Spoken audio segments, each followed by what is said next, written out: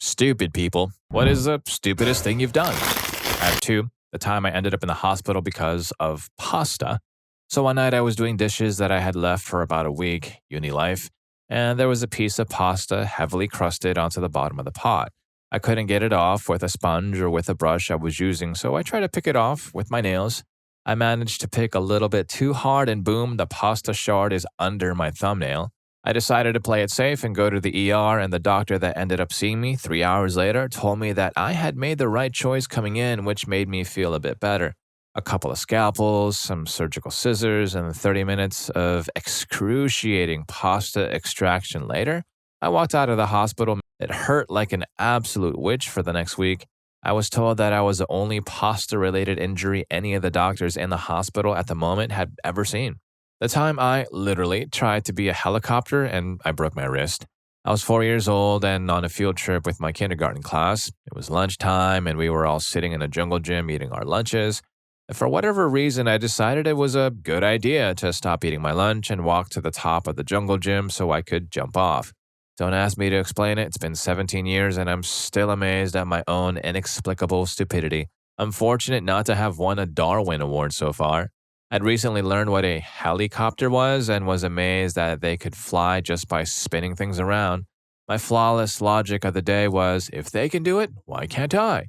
So, seemingly without any discernible reason, little 4-year-old me put down his sandwich, marched to the top of the jungle gym, put his arms out at his sides, and jumped off spinning around in my best helicopter impression. And that was how I got my first ambulance ride. From helicopter kid to hospital patient to dramatic career change, if you ask me. Story 2. My parents left the country one summer for 2 weeks and left me alone, so I decided it was a perfect opportunity to have some of my closest friends over often. My rents lived out in the middle of nowhere with the nearest neighbors 100 yards away, plus the house had a pool and a hot tub, so it was a perfect setup. The first night I had people over, the hot tub got nasty. We may have exceeded maximum capacity a little bit. So my bright idea was to siphon all the water out of the tub directly into the pool and refill the tub with the hose. Worked perfect. Hot tub clean, pool a little bit warmer. The next night, word was catching on and the group of friends increased some in size. Again, the hot tub water was almost opaque by next morning. No problem. Hot tub water went into the pool, refreshed tub with clean hose water. Third night, yuck, yuck, yuck. But you know the drill. Hot tub gunk dumped into the pool. Where's the bottom of the pool? Now I have a problem. In my efforts to keep the tub clean, I had neglected the pool water, which had been slowly turning into a sickly grayish green color. Uh-oh. Filters should take care of it by the time parents come home in a week, right? I thought to myself, but what if it didn't? How could I ensure the pool water would be crystal clear for my spectacularly strict parents? That's when the genius idea bulb went off in my head. 20 minutes later, I had tens of thousands of gallons of water roaring out of the pool, working its way down the mountain like a grand liquid chlorinated avalanche. Oh no, you didn't, you say. Yes, I did. I was feeling smug about my dirty water problem solution when I noticed the shape of the inside of the pool becoming less defined. You see, we have a vinyl skin for the interior of the pool, and guess what held it down against the concrete? That's right, the water. To my horror, the blue skin was methodically sucking itself off the walls and bottom. Immediately, I stopped the exodus of water, the pool now only a couple feet deep in the far side. The shallow side was a little wrinkled, but I could salvage the deep end. Now, how was I going to fill up the pool again? Well, what worked for the hot tub? Oh yeah, the water hose. I was sure it could fill up the pool in 5 days. So I turned on the water, confident that the pool would be full of clean, well water presently. Oh yeah, that's right. The house used well water, and after a few days of pumping, the water didn't flow out so quickly anymore. 5 days from the beginning of the refill, the water was just reaching the shallow end, and Mom and Dad were coming home the next day. For the last 24 hours before my parents flew back into Roanoke, I was so terrified I was physically ill. By this point, at least the water reached the far side of the pool, so the vinyl on that end was no longer a rubber trampoline, but a wrinkled giant model of the Appalachian Mountains, if the Appalachians were covered in gigantic blue pebble wallpaper, that is.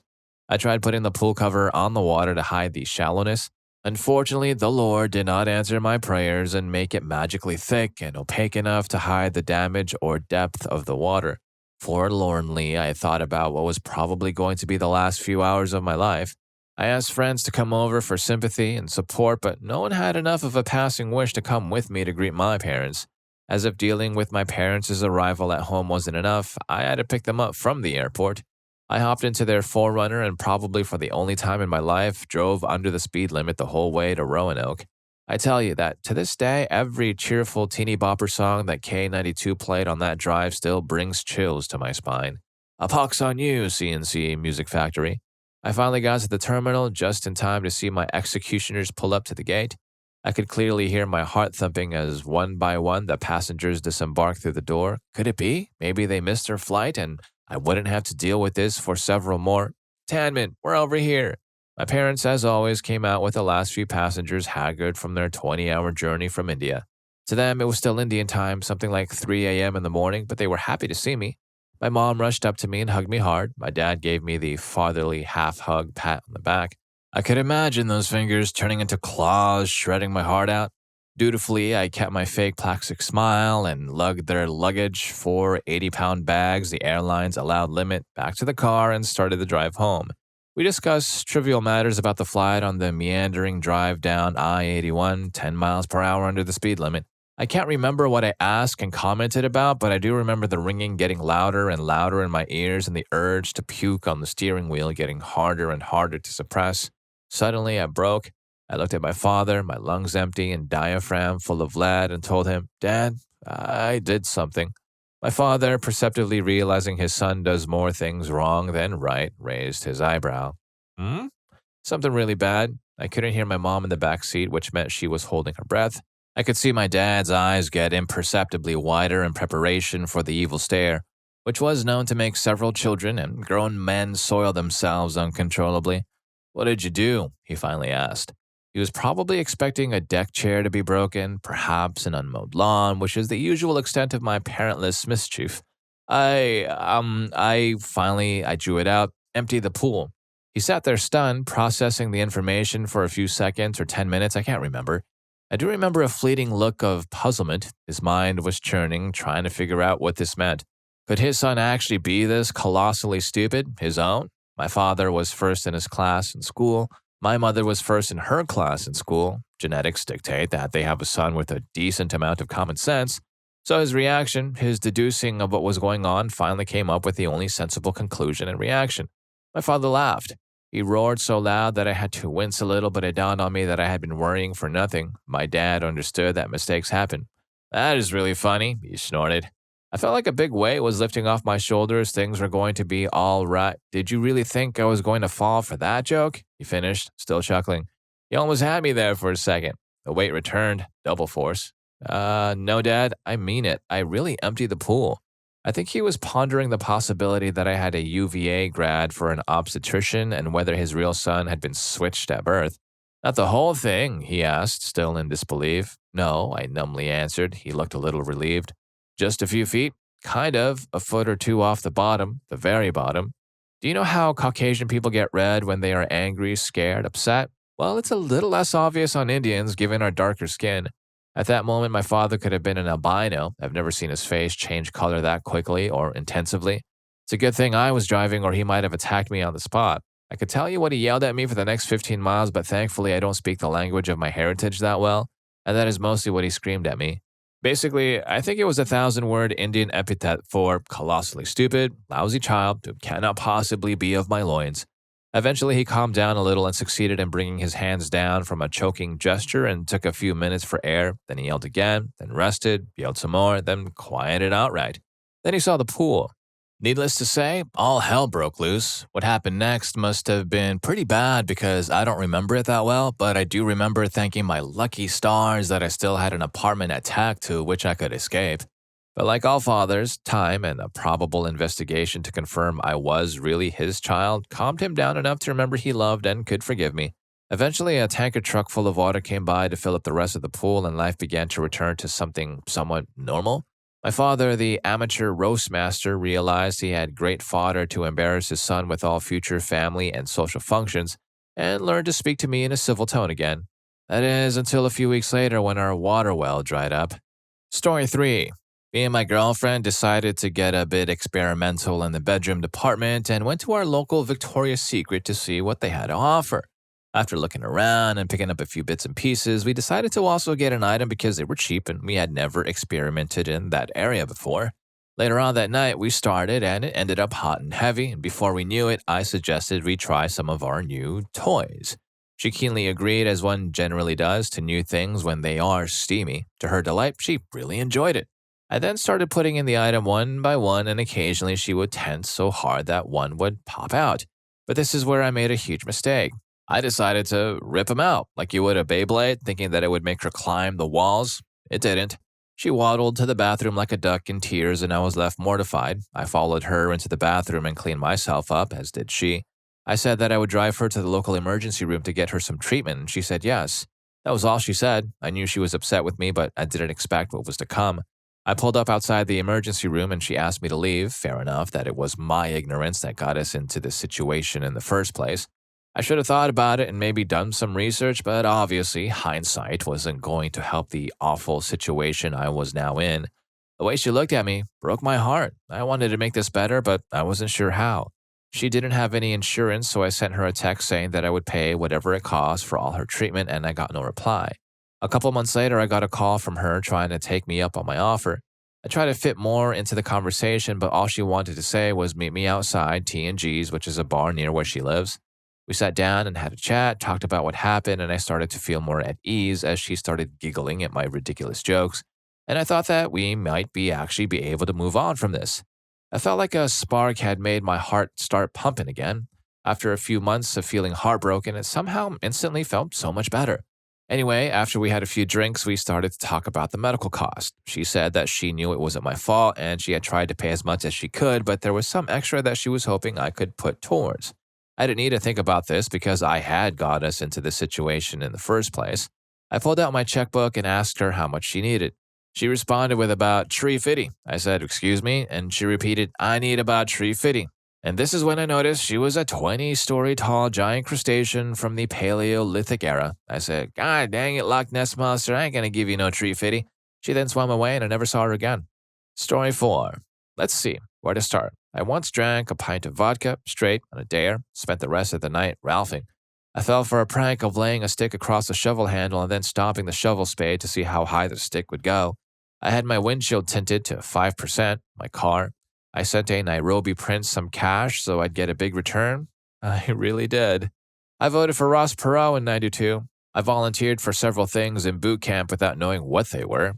I rear-ended a cop car. During the questioning, I got the involuntary giggles, and when the cop asked if I thought it was funny, I said yes. In Little League, I chased a ball under the bleachers from the backside. Imagine running fast as the bleacher seats get lower and lower. Hit on a starting linebacker's girlfriend at a party. I even knew it was his girlfriend. Noticed my low oil pressure light in the car. I decided I could make it to the next exit, 10 miles away. Took bowling as a hypers class in college, cheated on the final exam, got caught. Decided to jump in the water to whiz, left the boat in gear. Spent a half hour trying to pick up a quarter someone had super glued to a sidewalk. I'm really not as dumb as all this sounds. I'm just impulsive. Yeah, the human embodiment of what could go wrong. Story 5. Back in my sophomore year in high school, this girl had convinced me to take her to the Christmas JROTC formal. It's also important to note that while I had my driver's license, I was still borrowing vehicles from family members, so social events meant I needed to be driven. So for the next several weeks leading up to the dance, we were both excited. She had described the dress she was going to wear and couldn't wait to see me in my navy dress uniform and all the colorful awards I had amassed by then. The big night came and I had managed to get a ride to the formal with a friend. I got there and spent most of the time waiting for my date, but still managed to have a tolerable time. I wasn't a big dancer back then. The night comes to an end and my date is nowhere to be found, so I head home a bit bothered that I went stag. The next day, let's just say she wasn't in a talking mood. We could pick our seats daily in this class, and in the weeks leading up to the dance, she would sit nearby. Now, she's clear in the other corner, which still wasn't enough room to get rid of the awkwardness that remained until the end of the year. And it's been permanently recorded whenever yearbooks got passed around that year. So, who knew your date expects to be picked up? That wasn't in our manual of regulations. Ouch. That's all I gotta say. Ouch. Story 6. I submitted this to another thread a while back, but I hope you guys like this one. So I used to get really, really bad head rushes when I stood up too fast. And this happened a lot when I was in my early teens. Anyways, I was lying down watching TV when my dad told me to turn the heat down. So I get up and feel kind of dazed, but continue to walk behind the couch towards the thermostat. On the long walk to the thermostat, my head rush starts to get more intense. I lose vision and lean against my electric piano for support. I lean there for about 30 seconds while it passes. When my vision finally returns, I'm standing over my piano thinking, turn down the heat, turn down the heat. So my deprived brain starts to bash the keys of the piano, hoping that the heat will turn it down. I am very confused at this point, but I think I know what I'm doing. Then I get the realization. I thought, wow, I'm so dumb, the heat isn't turning down because the piano isn't on. Stupid me. So I press the on button on the keyboard and start bashing the keys even more. Random notes start playing loudly, which makes me jump, finally realizing my true folly. I laugh out loud at how stupid my brain was and proceed to the thermostat to finally turn down the heat. This all happened within the span of about 40 seconds to a minute. The end. Story 7. I fell asleep on a roof, a slanted roof. I rolled over. Ever have one of those dreams where you're falling? I woke up just before I hit the ground. I rode my bike under a truck.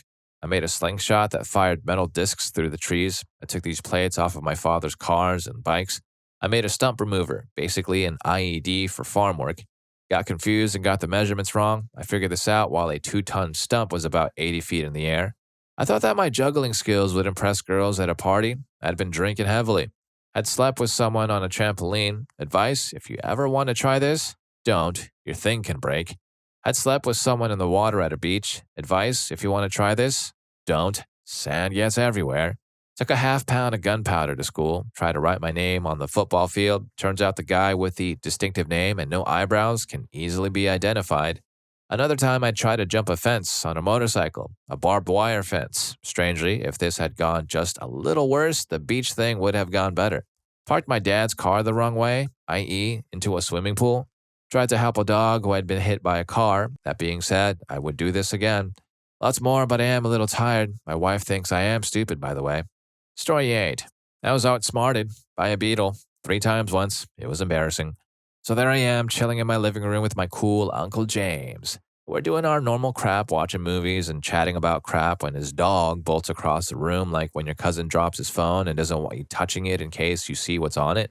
Now the dog only does this for one reason. He hates bugs and likes to stomp the crap out of them.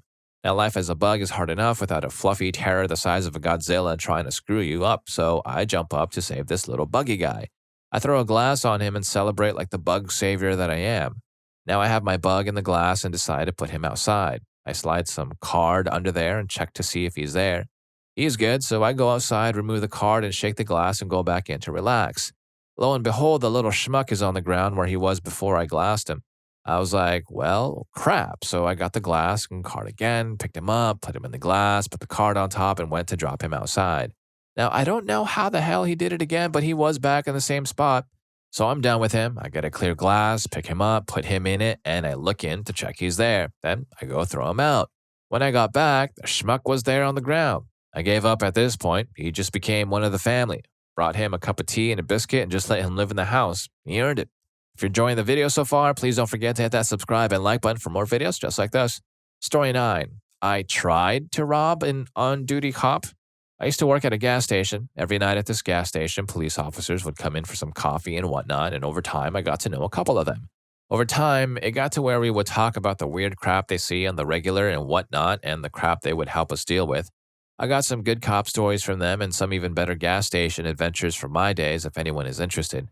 Anyway, one day I'm minding my own business, stocking the cooler when I hear Officer Ingram talking to my manager over the speakers in the cooler.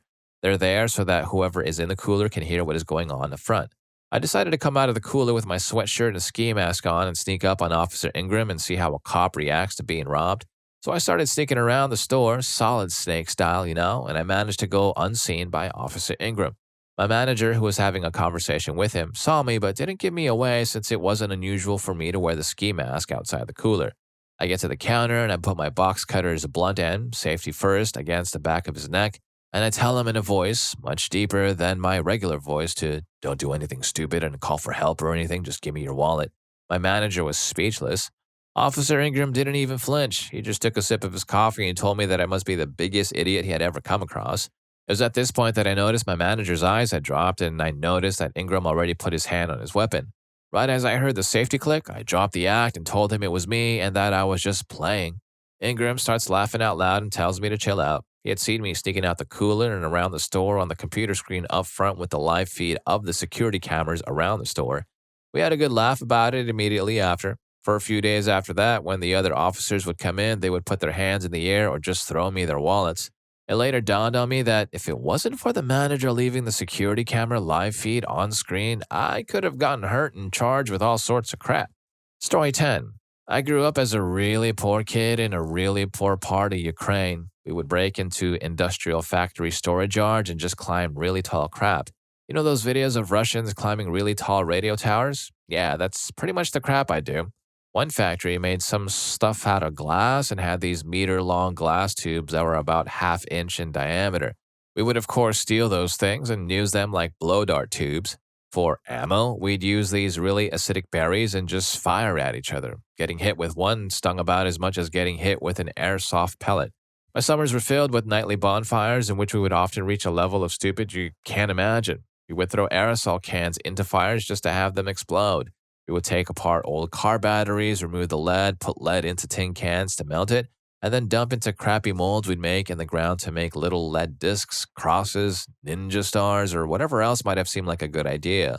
Countless times, someone would get battery acid on their clothes or skin or otherwise get burned.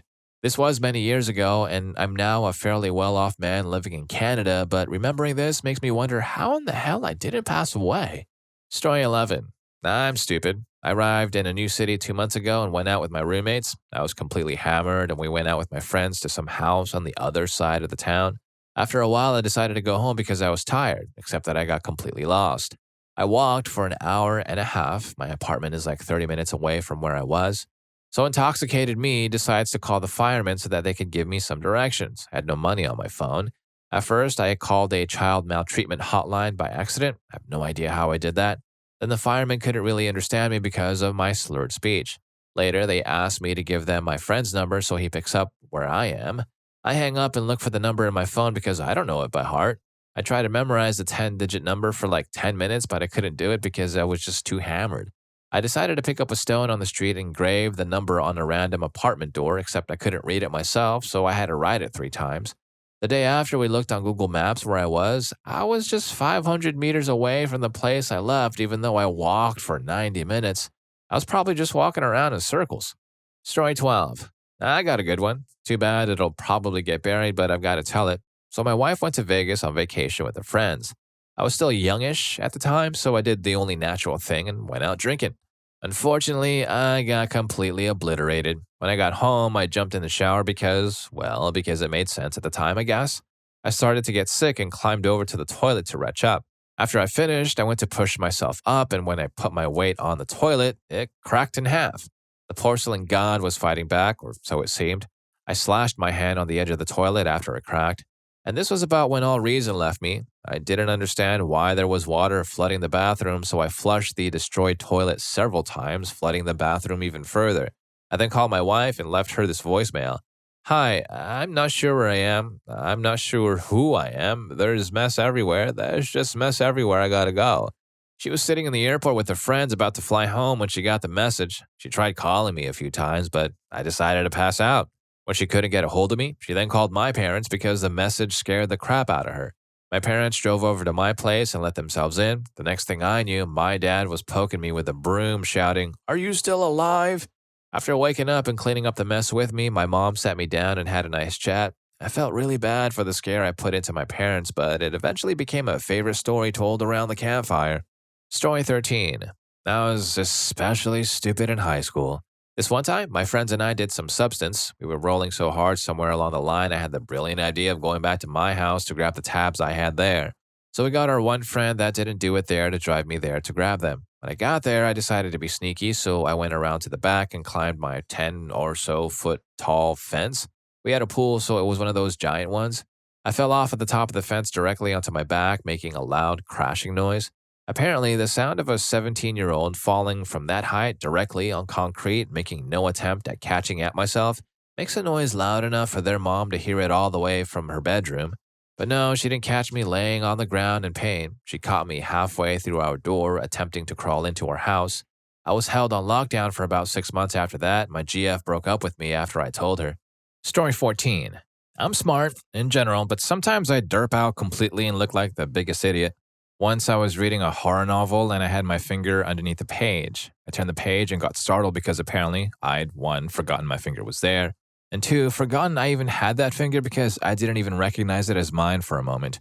I only recently found out that if you put hot water in a pot instead of cool water, it'll boil faster, and so it shaves like 10 minutes off of your cooking time. The other day, I tried to open a can of evaporated milk, but the can opener just made a weird noise and didn't do anything. I got frustrated for a few seconds before realizing that it wasn't the can I was holding, it was my glass measuring cup. I'm terrified of roaches. Once I saw a fat roach on the floor of my bedroom and literally stood there for about 10 minutes with a shoe in my hand trying to work up the courage to throw it.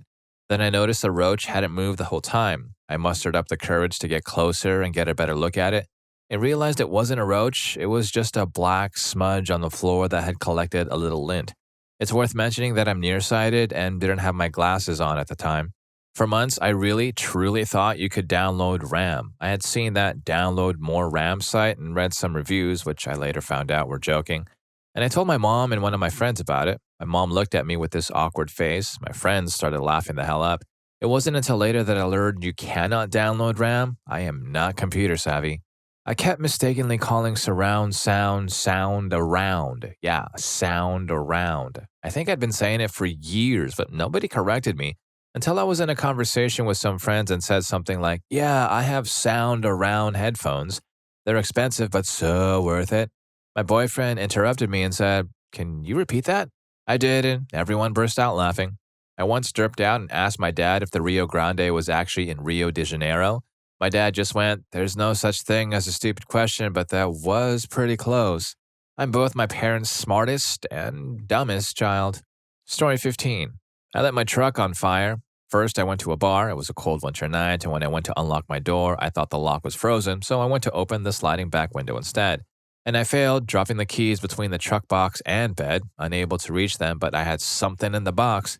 After taking the fake Christmas tree out of the box, I started using it like a giant pipe cleaner, weaving it between the truck box and cab, trying to get to my keys in front of the bar, but no luck. So I went door to door asking for knives to pry open the window of my truck. Most of them, after telling them I was at the bar, didn't want me to hurt people. But eventually I found another idiot who gave me one. I'm in the truck. It's cold, super cold. It's full Canadian winter and it's just me and McDonald's trash and no keys. But is that a Tupperware container on the ground? Idea. Put the McDonald's paper in the Tupperware and light her up. That'll warm the place right on the center console. With my fireplace installed, I lit it up and took a selfie that I fortunately lost ages ago. While I was taking that selfie, the truck filled with smoke and the container melted, lighting up the center console and melting it to hell. Still keyless, I eventually called my dad to bring me my keys. The firefighting experience was quite sobering, and in an hour's time, I'd be on my way home.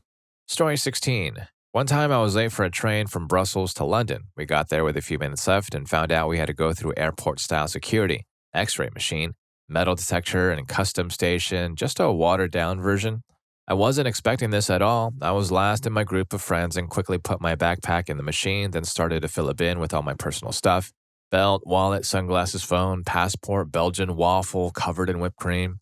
I turned to walk towards the metal detector and realized what I'd just done. I turned my back just in time to watch the black rubber flaps drag through the whipped cream and smear it everywhere.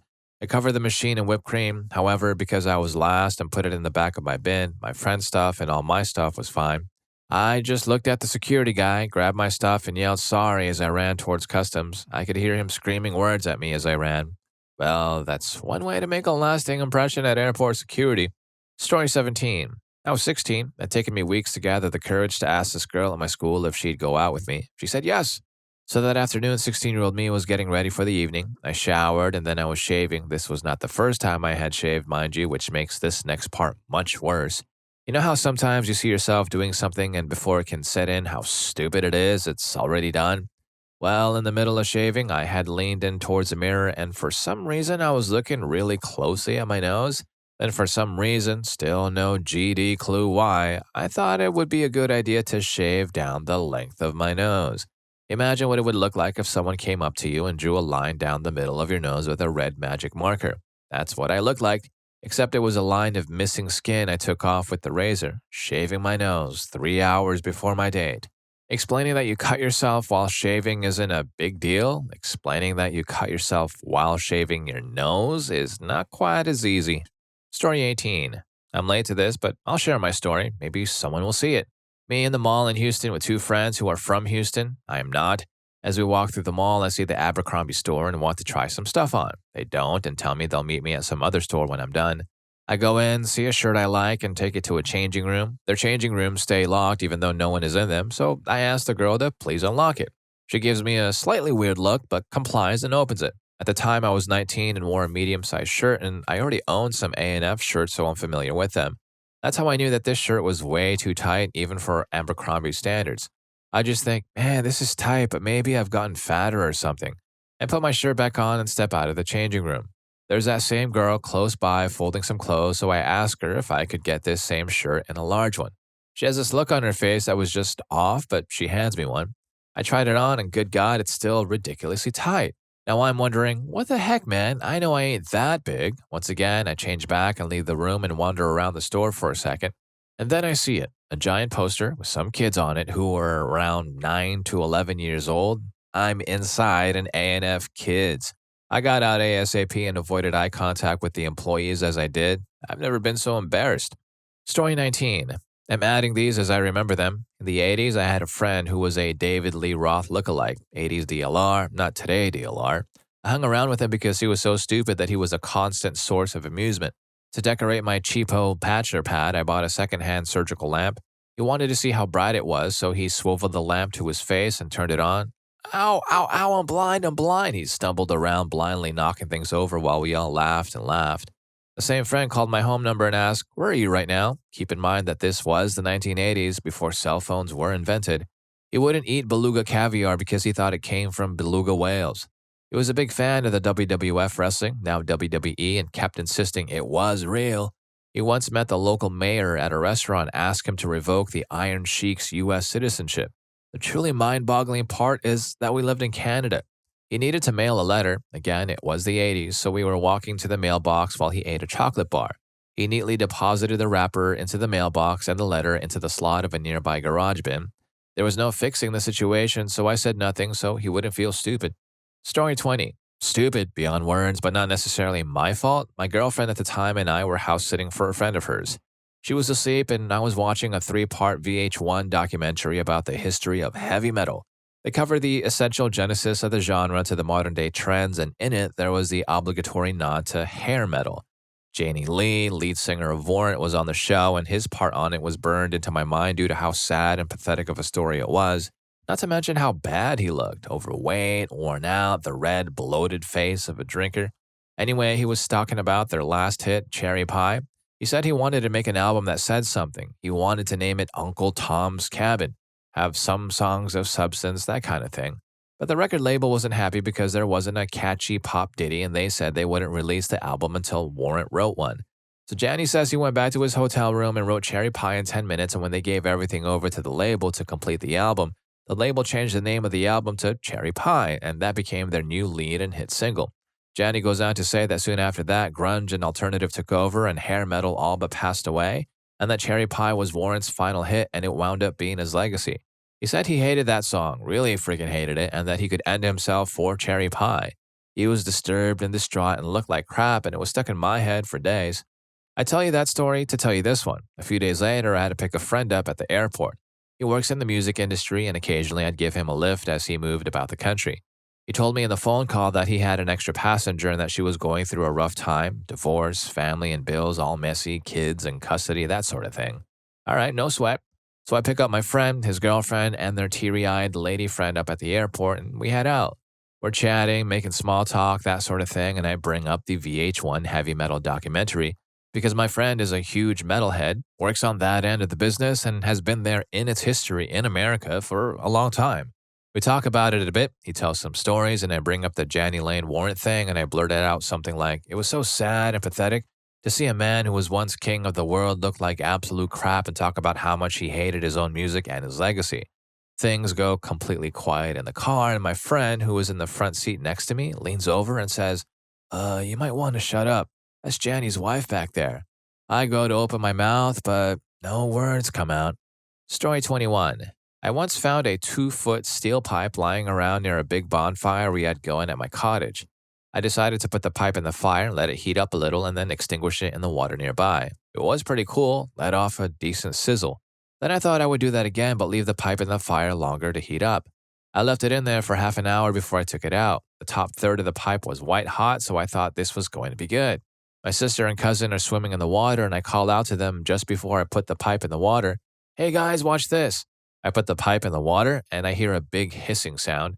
An instant later, a jet of boiling hot water shoots up out of the pipe and straight onto my chest. I drop the pipe and run inside to the bathroom. And if any of these stories got to you, here's more for you. YouTube thinks you're going to love this. I'll catch you in that video.